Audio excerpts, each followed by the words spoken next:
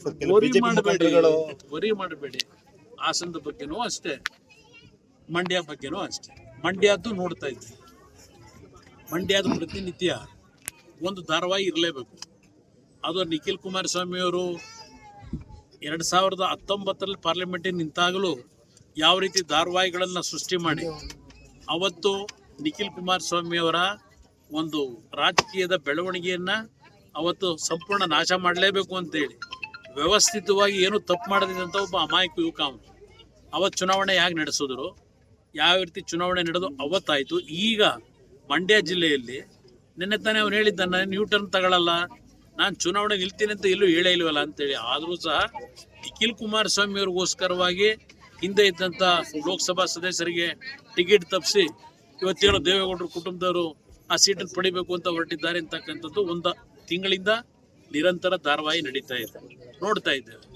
ನಾವು ಯಾವುದೇ ರೀತಿಯಲ್ಲಿ ವೈಯಕ್ತಿಕವಾಗಿ ಇನ್ನೊಬ್ಬರಿಗೆ ತೊಂದರೆ ಕೊಟ್ಟು ಇವತ್ತು ಸೀಟನ್ನು ಪಡಿಬೇಕು ಅಂತಕ್ಕಂಥದ್ದು ಇಲ್ಲ. ರಾಜಕಾರಣ ಅಂತಕ್ಕಂಥದ್ದು ನಿಂತ ನೀರಲ್ಲ. ಅದರಿಂದ ಪ್ರತಿನಿತ್ಯ ಮಾಧ್ಯಮಗಳಲ್ಲಿ ಕಾನ್ಸಂಟ್ರೇಷನ್ ಅದೇ ಇದೆ ಮಂಡ್ಯದ. ಬಹುಶಃ ಮಂಡ್ಯ ಜಿಲ್ಲೆನಲ್ಲಿ ಕುಮಾರಸ್ವಾಮಿ ನಿಲ್ತಾನೋ, ಯಾರು ನಿಖಿಲ್ ಕುಮಾರಸ್ವಾಮಿ ನಿಲ್ತಾನೋ ಅಂತ ನಿಮ್ಮ ಕಾರ್ಯಕ್ರಮ ಏನಿದೆ, ಬಹುಶಃ ನಮ್ಮಿಬ್ಬರು ಹೆಸರಿಲ್ಲದೆ ಇದ್ರೆ ಮುಂದಿನ ಚುನಾವಣೆ 2 ತಿಂಗಳಿದೆಯಲ್ಲ, ಮಂಡ್ಯ ಜಿಲ್ಲೆ ಹೆಸರನ್ನೇ ತರೋದಿಲ್ಲ ನೀವು, ಗೊತ್ತಿದೆ ನನಗೆ. ಈಗ ನಿಖಿಲ್ ಕುಮಾರಸ್ವಾಮಿ ಬರ್ತಾನೆ ಅಂತೇಳಿ ಮಂಡ್ಯ ಜಿಲ್ಲೆಗೆ ದೊಡ್ಡ ಒಂದು ಇದೇನು ಕೊಡ್ತಾ ಇದ್ದೀರಿ. ನಿಖಿಲ್ ಕುಮಾರಸ್ವಾಮಿ ಇಬ್ಬರು ಇಲ್ಲ ಅಂದಾಗ ಮಂಡ್ಯ ಜಿಲ್ಲೆನ ನಿಮ್ಮ ಪ್ರತಿನಿತ್ಯದ ಧಾರಾವಾಹಿ ಇದೆಯಲ್ಲ, ಆ ಧಾರಾವಾಹಿ ಕೊಡೋದನ್ನೇ ನಿಲ್ಲಿಸ್ಬಿಡ್ತೀವಿ. ಗೊತ್ತಿದೆ ನನಗೆ ಮಾಧ್ಯಮದಲ್ಲಿ ಏನೇನು ನಡೀತಾ ಇದೆ, ಇದೆಲ್ಲ ಸೂಕ್ಷ್ಮವಾಗಿ ಗಮನಿಸ್ತಾ ಇದ್ದೇವೆ. ನಮ್ಮ ಚಿಂತೆ ಇರೋದು 28ಕ್ಕೆ 28 ಗೆಲ್ಲಬೇಕು.